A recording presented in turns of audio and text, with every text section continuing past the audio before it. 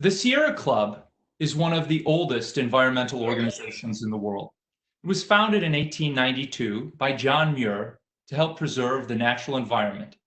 The Sierra Club now has over 3.8 million members. Mike, can you tell me a little bit about this, how the Sierra Club's mission has evolved over the last 128 years and how that informs the work you do now? Absolutely. Great question, Chris. So, as you mentioned, the Sierra Club is the nation's oldest and largest grassroots environmental organization.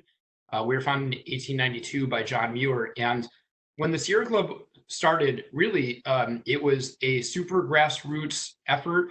Our founder, John Muir, essentially took people out into the wilderness to show them firsthand why we should be protecting these natural areas. Normally, large aspects of land that were vulnerable or have great diversity of biodiversity within their ecosystems. And the first kind of famous case of this is our founder John Muir took President Teddy Roosevelt camping out west and essentially made a pitch to him about protecting land. And President Roosevelt was the first president who used his authority to protect large swaths of land and in order to set them aside for future generations and recreational use. And so, really, the Sierra Club was founded by people who just enjoyed going outside, embracing the outdoors, connecting with the outdoors, and sharing that love with others. Since then, we've evolved quite a bit as an organization. And at this point in time, our largest priority is climate change, mitigating climate change. And in particular, over the last couple decades, we've really refocused on environmental injustices and trying to end those as a kind of a large new, I would say not necessarily new, but newer space for traditional environmental organizations. And what's great about the Sierra Club is that we are an organization that evolves. We grow over time. In our history, we've changed the different policies that we've had, the stances that we've had as the science evolves and as we adapt and learn more.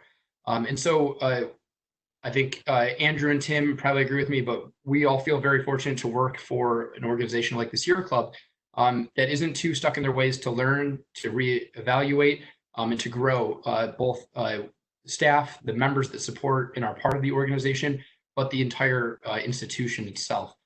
So we've gotten to a point where now mitigating climate change and ending environmental injustices are really the top priority of the Sierra Club nationally.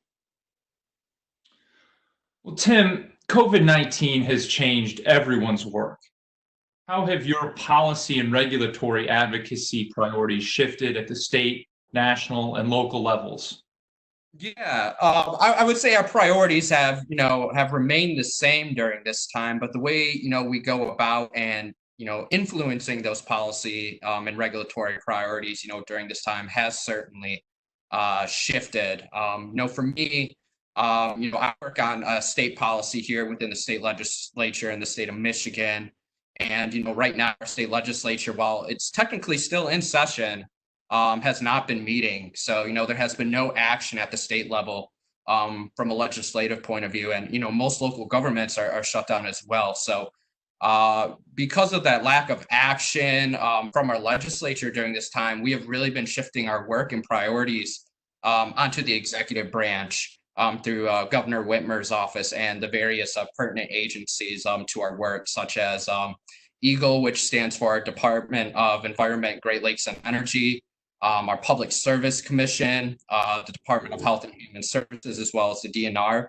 So we've really been switching our advocacy and policy pushes really into the executive space, while our legislature is really just absent at the moment. So we've been pushing the governor and her administration to take action on these issues, to use her executive powers to the fullest extent during this time to protect our environment, to protect our air and water.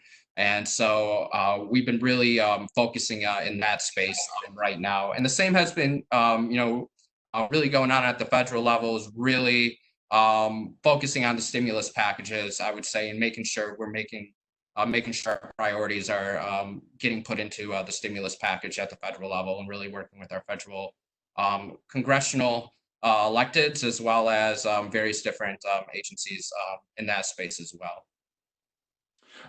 Well, I'm glad you mentioned the stimulus package. We certainly will touch on both that initial $2.2 trillion emergency relief fund and then potentially what's to come in the future. Andrew, I want to bring you into the conversation. Your work as an organizer on the Beyond Coal campaign has to be being affected right now as COVID-19 has limited the ability for people to gather and coordinate and share ideas in person. Can you talk to us a little bit about ways that you're working to still maintain that presence even in a time of social distancing? Yeah, absolutely. I mean, obviously, as you mentioned, we're very limited in terms of physically how we can interact with the community at this point. A lot of our work is public education. I think it's easy for policy experts to talk about these technical terms like tax credits for clean energy, production credits, whatever it might be. And we can talk about net metering and all of these concepts. The general public is just really not on that level. So a big part of our work is just general education on clean energy, why it's beneficial, why we need to move towards that space. And so when you find something that causes as severe of a disruption as being unable to physically go out and to community events and interact with community, it really does create a barrier, unfortunately, to disseminating information. And so what we've been trying to do is adapt as much as we can to digital spaces, recognizing that the need for inclusivity, one of the reasons we go out in the community is because it's easier to access a broader range of people. If people don't necessarily have access to the internet or certain forms of technology, they may be excluded. So we're trying to figure out how we are able to still loop people in and continue those public education aspects. But what I will also say is the flip side of the coin is that I think government policymakers, and while they're a little absorbed with the current crisis, may not fully realize it yet. I think the case that we've been making in a lot of our policies is more real than it was before. When you talk about energy efficiency and the impact that has on people, when you talk about infrastructure investment and where we put our limited public dollars, and why it's important that we invest in certain things, I think people can see through the parallels in this crisis and the parallels we will see with climate change that the cases we've been making about where dollars and investment need to go are going to be critical if we're going to remain a nation of prosperity and sustainability in the 21st century.